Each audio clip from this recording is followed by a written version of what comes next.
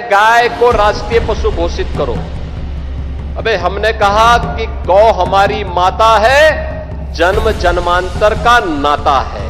क्या मां और पुत्र के बीच में कुछ घोषित करने की आवश्यकता पड़ती है क्या? पेपर लीक के मुद्दे हैं या अभी आप इस समय इलाहाबाद विश्वविद्यालय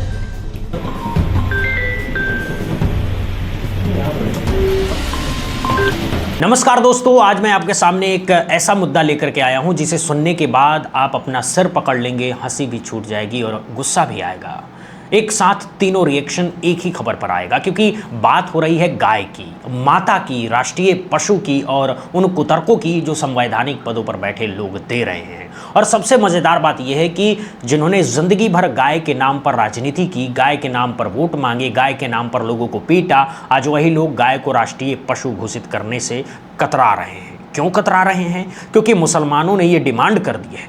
बस इतनी सी बात है, पूरा खेल इसी एक लाइन में समझ लीजिए। पश्चिम बंगाल के मुसलमानों ने, मौलवियों ने, मौलानाओं ने ये मांग उठा दी है कि भाई गाय को राष्ट्रीय पशु घोषित कर दो।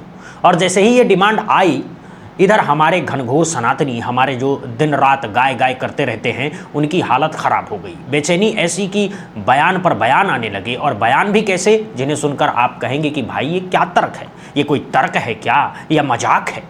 रुकिए, पूरी बात बताता हूं आपको, एक एक करके सारे पर्चे खोलता हूं। पहले जरा माहौल समझिए। यूपी के मुख्यमंत्री योगी आदित्यनाथ बिजनौर में एक कार्यक्रम में पहुंचे और वहां से बयान देते हैं। क्या बयान देते हैं? कहते हैं कि भाई हमने तो कह दिया है कि गौ हमारी माता है, जन्म जन्मांतर तक का नाता है हमारा गाय के साथ। तो क्या मां और पुत्र के बीच में कुछ घोषित करने की आवश्यकता पड़ती है क्या?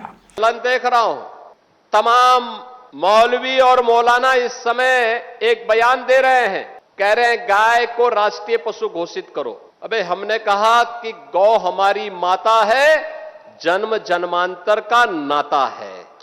क्या मां और पुत्र के बीच में कुछ घोषित करने की आवश्यकता पड़ती है क्या? क्या किसी पुत्र को बताने की आवश्यकता पड़ती है कि तुम्हारी मां है, इसका सम्मान करो? एक मिनट रुकिए और इसी तर्क को अब उल्टा करके देखते हैं। अगर मां बेटे का रिश्ता घोषित करने की जरूरत नहीं पड़ती तो भाई ये डीएनए टेस्ट क्यों होते हैं? जन्म प्रमाण पत्र पर मां बाप का नाम क्यों लिखा जाता है? आधार कार्ड में, पासपोर्ट में, राशन कार्ड में, स्कूल के एडमिशन फॉर्म में, हर जगह मां बाप का नाम क्यों भरवाया जाता है? और भाई जब आप ही हमसे सीएए के नाम पर, एनआरसी के नाम पर ये सबूत मांगते हो कि साबित करो कि तुम भारतीय हो, तो भारत भी तो हमारी माता है ना। भारत माता की जय हम भी बोलते हैं। तो हमसे क्यों पूछते हो कि साबित करो कि भारत तुम्हारी मां है? जब आपके हिसाब से मां बेटे का रिश्ता घोषित करने की जरूरत ही नहीं है, तो ये सारे कागजी प्रमाण आप क्यों मांगते फिरते हो? जरा सोचिए इस पर। चलिए अब आगे बढ़ते हैं। अब असली खेल समझिए। मुसलमान कह रहे हैं, वो कह रहे हैं कि गाय को राष्ट्रीय पशु घोषित करो। अब राष्ट्रीय पशु घोषित होने का मतलब क्या होता है? मतलब उसकी कुर्बानी ना हो सकती, उसका मांस नहीं बिक सकता, उसको कानूनी संरक्षण मिल जाएगा, उसकी जान बच जाएगी। यानी जो काम आप कल तक बोलते थे, यही तो आपकी राजनीति का केंद्र था। मैं इस समय एक चलन देख रहा हूं, तमाम मौलवी और मौलाना इस समय एक बयान दे रहे हैं, कह रहे हैं गाय को राष्ट्रीय पशु घोषित करो। अबे हमने कहा कि गौ हमारी माता है, जन्म जन्मांतर का नाता है। गौरक्षा, गौरक्षा, गौरक्षा, तो जो डिमांड मुसलमान कर रहे हैं वो तो सीधा सीधा अपने फेवर में है। ये तो आपकी ही बात है, फिर आप मना क्यों कर रहे हो? क्यों? असली बात कुछ और है। क्योंकि असली बात कुछ और है दोस्तों। असली बात यह है कि अगर गाय राष्ट्रीय पशु घोषित हो गई तो बीफ का एक्सपोर्ट बंद हो जाएगा। और सुनिएगा ध्यान से, बहुत ध्यान से, उत्तर प्रदेश इस वक्त बीफ एक्सपोर्ट में देश के नंबर 1 पर आता है। जी हाँ, सही सुना आपने। जिस उत्तर प्रदेश में योगी जी की सरकार है, जिस उत्तर प्रदेश में हम सुनते हैं कि गाय हमारी माता है, उसी उत्तर प्रदेश में सबसे ज्यादा बीफ एक्सपोर्ट हो रहा है ना कमाल की बात? यानी एक तरफ मामा का राग अलाप रहे हैं, दूसरी तरफ मां के मांस का व्यापार कर रहे हैं। ये दोहरापन, ये पाखंड, इसी का नाम है दोस्तों राजनीति। और इसी पाखंड को बनाए रखने के लिए ये राष्ट्रीय पशु घोषित नहीं करेंगे, क्योंकि घोषित कर दिया तो दुकान पर ताला लग जाएगा, एक्सपोर्ट का धंधा बंद हो जाएगा, पैसा रुक जाएगा। तो भाई गाय माता तो है, लेकिन धंधे से ऊपर नहीं है। चलिए एक उदाहरण से समझाता हूं आपको। आपकी माँ है, मेरी माँ है, हम सबकी माँ है। अगर कोई आकर के आपकी माँ को कह दे कि भाई ये एक औरत है, तो आपको क्या लगेगा? आप गुस्सा होंगे, बिल्कुल होना वाजिब है। लेकिन अगर वही बंदा आपकी माँ को मार करके, काट करके उसका मांस बेच दे, तो आप क्या करेंगे? आप उसे जिंदा नहीं छोड़ेंगे, है ना? तो दोस्तों, इन लोगों का कहना यह है कि मेरी माँ को माँ ही कहो, औरत मत कहो। लेकिन अगर कोई मेरी माँ को मार दे, काट दे, उसका मांस बेच दे, तो उससे मुझे फर्क नहीं पड़ता, क्योंकि मुझे तो एक्सपोर्टर भी बनना है। यही तो खेल चल रहा है। माँ कहना जरूरी है क्योंकि उससे भावनाएं भड़कती है, वोट मिलते हैं, लेकिन माँ को बचाना जरूरी नहीं है क्योंकि उससे कमाई बंद हो जाएगी। अब इसी बात पर आगे बढ़ते हैं। योगी जी ने कहा था कि क्या किसी पुत्र को बताने की आवश्यकता पड़ती है कि तुम्हारी माँ है, इसका सम्मान करो? क्या मां और पुत्र के बीच में कुछ घोषित करने की आवश्यकता पड़ती है क्या? क्या किसी पुत्र को बताने की आवश्यकता पड़ती है कि तुम्हारी मां है, इसका सम्मान करो? योगी जी, ये वाली बात आप थोड़ा चूक गए। थोड़ा भावनाओं में कम बहा करिए। ये वही दौर है जिस दौर में पूत और कपूत दोनों हैं। पूत भी होते हैं, कपूत भी होते हैं, और कपूत आज इतने ज़्यादा हैं कि उन्हें बताना पड़ रहा है कि भाई अपनी माँ का सम्मान करो, अपने माँ बाप का सम्मान करो। चलिए, आप गाय को छोड़ दीजिए 1 मिनट के लिए। ये जो देश भर में अनाथालय खुले हुए हैं, ये जो ओल्ड एज होम खुले हुए हैं, ये क्या है? ऐसे ही खुले हुए हैं। रोजाना खबरें आती है कि बेटे ने अपनी माँ को घर से निकाल दिया, बेटे ने माँ बाप को वृद्धाश्रम में छोड़ दिया, अरे बेटे ने तो प्रॉपर्टी के लिए माँ बाप का मर्डर तक कर दिया है। ऐसी खबरें भी आती है। तो योगी जी, ये जो माँ बेटे का रिश्ता है ना, ये अब उतना सहज नहीं रहा कि बिना बताए सम्मान मिल जाए। बताना पड़ता है, और गाय के मामले में तो और ज्यादा बताना पड़ता है, क्योंकि गाय असली माँ नहीं है, सिर्फ धार्मिक मान्यता है। तो धार्मिक मान्यता के लिए कानूनी संरक्षण और भी जरूरी है।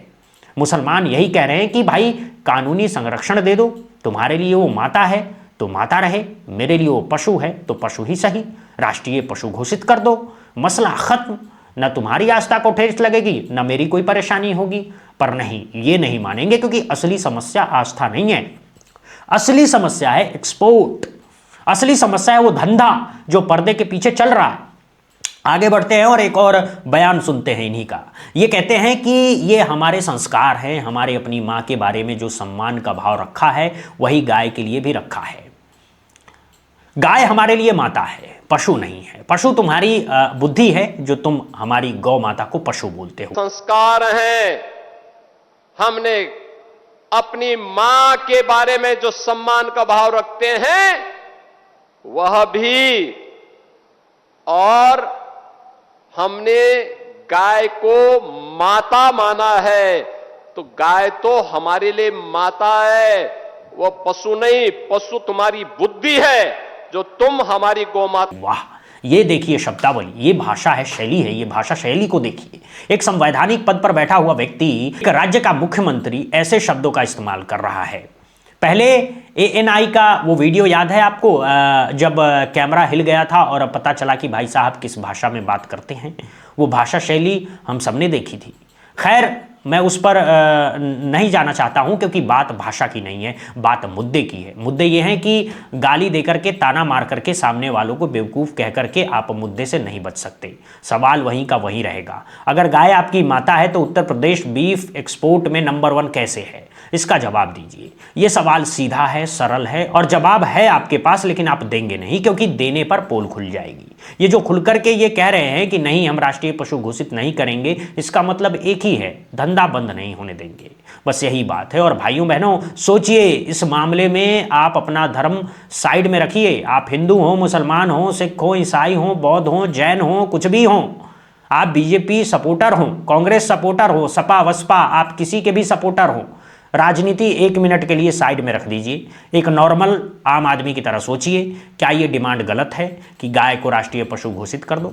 अगर ये हो गया तो एक तो आपके धार्मिक आस्था के विषय पर संरक्षण हो जाएगा, दूसरा देश के जो गौकशी हो रही है वो रुकेगी, तीसरा जो मांस का अवैध कारोबार हो रहा है वो बंद होगा, चौथा कानून का राज स्थापित होगा, पांचवा सबसे बड़ी बात, धार्मिक तनाव भी कम होगा, क्योंकि कानून बन जाएगा। फिर कौन क्या करेगा? तो ये डिमांड तो सबके लिए फायदे की है, फिर भी इस पर इतनी बेचैनी क्यों है? बेचैनी इसलिए है क्योंकि कानून बन गया तो धंधा बंद, और धंधा बंद हो गया तो कमाई बंद। ये असली डर है, बाकी सब बहाना है, माता माता नाता, ये सब इमोशनल अत्याचार हैं। चलिए अब इस मुद्दे को थोड़ा साइड में रख करके एक और बहुत बड़ा मुद्दा दिखाता हूं आपको, और इसमें भी आपको वही पाखंड दिखेगा, वही दोगलापन दिखेगा, वही दोहरे मापदंड दिखेंगे। बात है नीट परीक्षा की, बात है पेपर लीक की, बात है छात्रों के भविष्य की। जरा सोचिए, इस देश में नीट का पेपर लीक हो गया, लाखों बच्चों का भविष्य दांव पर लग गया। बच्चे साल भर मेहनत करते हैं, दिन रात पढ़ाई करते हैं, माँ बाप अपनी जिंदगी भर की कमाई कोचिंग में लगा देते हैं, और एक दिन में पेपर लीक हो जाता है। कुछ लोग पेपर देख करके पेपर खरीद लेते हैं, टॉप करा देते हैं, और मेहनत करने वाले बच्चे पीछे रह जाते हैं। ये कितना बड़ा अन्याय है, सोचिए ज़रा। और जब इनके खिलाफ छात्र आवाज़ उठाते हैं, सड़कों पर उतरते हैं, शांतिपूर्ण तरीके से प्रदर्शन करते हैं, तो उन्हें क्या मिलता है? पुलिस की लाठियाँ मिलती हैं, पुलिस का बल मिलता है। और सबसे बड़ी बात, प्रयागराज में योगी जी की सरकार ने क्या किया? कोचिंग सेंटर पर ताला लगवा दिया। हाँ, सही सुना आपने, कोचिंग सेंटर पर ताला लगवा दिया गया। अब आप पूछेंगे क्यों? क्योंकि छात्रों ने प्रदर्शन किया। प्रदर्शन कहाँ से किया? कोचिंग सेंटर के आसपास से। तो सजा किसको? कोचिंग सेंटर्स को। मतलब बच्चे जहाँ पढ़ाई करते हैं वहीं पर ताला, पढ़ाई भी बंद, प्रदर्शन भी बंद, आवाज़ भी बंद। ये है अति राष्ट्रवादी सरकार का अति न्याय। 1 मिनट और रुकिए, और भी सुनाता हूँ आपको। ये सिर्फ प्रदर्शन तक की बात नहीं है। प्रयागराज में, इलाहाबाद विश्वविद्यालय में क्या हुआ? आम आदमी पार्टी के नेता संजय सिंह वहाँ पहुँचते हैं, पेपर लीक के मुद्दे पर बात करने पर बंद कमरे में बैठ के हो रही हैं, बंद कमरे में हो रही हैं बैठ के। मतलब कोई सड़क पर रोड जाम नहीं किया, कोई हंगामा नहीं किया, बस बैठ के हो रही हैं। और वहाँ पर पहुँच जाते हैं एसडीएम साहब पुलिस फोर्स के साथ, बैठक रुकवा देते हैं, बंद कमरे की बैठक रुक जाती है। ये क्या तानाशाही है? ऐसे तमाम जो है पेपर लीक के मुद्दे हैं, या अभी आप इस समय इलाहाबाद विश्वविद्यालय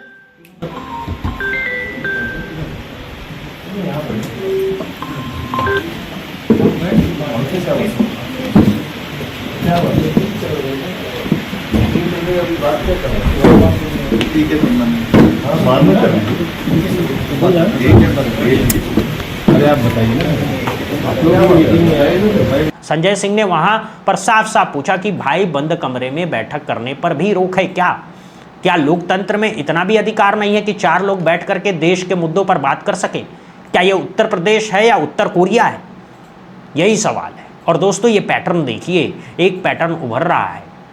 एक तरफ क्या हो रहा है? एक तरफ गाय माता नाता का राग आलापा जा रहा है, गाया जा रहा है। राष्ट्रीय पशु घोषित करने की बात है तो बहाने बनाए जा रहे हैं, पर असली मुद्दा छिपता जा रहा है। दूसरी तरफ क्या हो रहा है? बच्चों के भविष्य के साथ खिलवाड़ हो रहा है, पेपर लीक हो रहे हैं, और जब बच्चे आवाज़ उठाते हैं तो उन्हें दबा दिया जाता है, उनके कोचिंग सेंटर बंद कर दिए जाते हैं। नेता बात करने जाते हैं तो उन्हें रोक लगा दिया जाता है। ये कैसी डेमोक्रेसी है? ये कैसा लोकतंत्र है जहाँ बंद कमरे में बैठ करके बात करना भी अपराध है? वहाँ एक प्रदर्शनकारी छात्र से बात हुई, उसने साफ साफ कहा कि हम यहाँ प्रदर्शन करने आए हैं क्योंकि लगातार पेपर लीक हो रहे हैं, और हमारा सवाल है कि सरकार धर्मेंद्र प्रधान का इस्तीफा क्यों नहीं ले रही है? धर्मेंद्र प्रधान शिक्षा मंत्री, उनके मंत्रालय के अंडर ये परीक्षाएं हो रही हैं, पेपर लीक हो रहे हैं, तो जिम्मेदारी किसकी है? जिम्मेदारी मंत्री की है, पर इस्तीफा कौन देगा? कोई नहीं देगा, क्योंकि सरकार में जिम्मेदारी लेने का चलन नहीं है, बस सत्ता भोगने का चलन है। और सबसे ज़्यादा शर्मनाक बात क्या है दोस्तों, जानते हैं? ये बीजेपी का जो इकोसिस्टम है, इनके सपोर्टर्स हैं, ये क्या कह रहे हैं? कल तो हद ही हो गई थी, एक छात्र को पाकिस्तानी तक करार दे दिया गया, बस इसलिए कि वो प्रदर्शन कर रहा था, बस इसलिए कि वो पेपर लीक के खिलाफ बोल रहा था। पाकिस्तानी मतलब आप अगर सरकार के खिलाफ बोलें, अगर अपने अधिकार मांगे, अगर अपने भविष्य की चिंता करें, तो आप पाकिस्तानी हो जाते हैं। ये कौन सी परिभाषा है देशभक्ति की दोस्तों? जो सरकार के साथ है वो देशभक्त है, जो सरकार के खिलाफ है वो देशद्रोही है या पाकिस्तानी है। ये तो हिटलर वाला फॉर्मूला है, ये तो तानाशाही का सीधा सीधा परिभाषा है, ये बीजेपी का इकोसिस्टम है। हाँ, इसे इकोसिस्टम बोलते हैं ये लोग। इन्होंने एक ऐसा माहौल बना दिया है इस देश में जहाँ इस देश के युवाओं की आवाज़ दबाई जा रही है, जहाँ सच बोलने वालों को गाली पड़ती है, जहाँ सवाल पूछने वालों को जेल जाना पड़ता है, जहाँ प्रदर्शन करने वालों को पाकिस्तानी कहा जाता है, और जहाँ बंद कमरे की मीटिंग भी हराम है। दोस्तों ये 2 खबरें मैंने आपको दिखाई, गाय का मुद्दा और पेपर लीक का मुद्दा, दोनों अलग अलग दिखती है ना, पर इनमें एक कॉमन धागा है। दोनों जगह सरकार की पोल खुल रही है, दोनों जगह सरकार पाखंड कर रही है, दोनों जगह कुतर्क दिए जा रहे हैं। गाय के मामले में माता नाता संस्कार का इमोशन कार्ड खेला जा रहा है, ताकि बीफ एक्सपोर्ट का धंधा चलता रहे और पेपर लीक के मामले में राष्ट्रवाद का कार्ड चलाया जा रहा है, ताकि छात्र चुप रहें और सरकार की नाकामी पर पर्दा डालते जा सके। यही पैटर्न है, यही फॉर्मूला है, यही इनकी राजनीति है। और हम जनता, हमें इस फॉर्मूले को समझना होगा, हमें इसे पहचानना होगा, हमें सवाल पूछने होंगे। जब कोई कहे कि गाय हमारी माता है तो हमें पूछना होगा कि फिर बीफ एक्सपोर्ट में नंबर 1 कैसे हो। जब कोई कहे कि हम राष्ट्रवादी हैं तो हमें पूछना होगा कि फिर छात्रों को पाकिस्तानी क्यों कह रहे हो। जब कोई कहे कि हम लोकतंत्र की रक्षा कर रहे हैं तो उससे पूछना होगा कि फिर बंद कमरे की बैठक क्यों रुकवा रहे हो। सवाल पूछने होंगे दोस्तों, सवाल पूछने ही होंगे, क्योंकि जिस दिन सवाल पूछना बंद हो जाएगा उसी दिन लोकतंत्र खत्म हो जाएगा और इस देश के युवाओं, इस देश के छात्रों, इस देश के मेहनतकश लोगों, अपना भविष्य आपके हाथों में है। आप जागिए, सवाल पूछिए, अपनी आवाज उठाइए, क्योंकि अगर आज आप चुप रहें तो कल आपकी आवाज भी छीन ली जाएगी। आज पेपर लीक है, कल नौकरी नहीं रहेगी। आज कोचिंग सेंटर बंद हो रहे हैं, कल आपका भविष्य बंद हो जाएगा। तो उठिए, बोलिए, सवाल पूछिए, योगी जी से पूछिए, मोदी जी से पूछिए, धर्मेंद्र प्रधान से पूछिए कि भाई जब असम में आपकी सरकार है, बंगाल में नहीं पर असम में आपकी सरकार है, वहां बीफ का धंधा बंद कीजिए। उत्तर प्रदेश में आपकी सरकार है, वहां बीफ का एक्सपोर्ट बंद कीजिए, तब बात करिएगा कि गाय हमारी माता है। पहले अपने राज्यों में कुछ करके दिखाइए, फिर भाषण दीजिएगा। और छात्रों के मामले में धर्मेंद्र प्रधान का इस्तीफा लीजिए, पेपर लीक की जांच करवाइए, दोषियों को सजा दिलवाइए और प्रदर्शन करने वाले छात्रों को पाकिस्तानी कहना बंद कीजिए। वो आपके अपने देश के बच्चे हैं, उन्हें इज्जत दीजिए, उनकी बात सुनिए। तो दोस्तों बात बस इतनी सी है, दोहरे मापदंडों की राजनीति बहुत हो चुकी, पाखंड बहुत देख लिया। अब वक्त है सच्चाई का, अब वक्त है सवाल पूछने का, अब वक्त है जागने का। मैं हूं विकी कुमार और आप देख रहे हैं बुद्धा इंस्पायर्ड, सच सबसे आगे। अगर आपको ये बात सही लगी, अगर आपको ये विश्लेषण पसंद आया तो वीडियो को लाइक कीजिएगा, शेयर कीजिएगा और चैनल को सब्सक्राइब करना मत भूलिएगा, क्योंकि सच बोलना और सच सुनना दोनों जरूरी है। मिलते हैं अगली खबर में, तब तक के लिए नमस्कार, धन्यवाद, जय हिंद, जय भारत दोस्तों।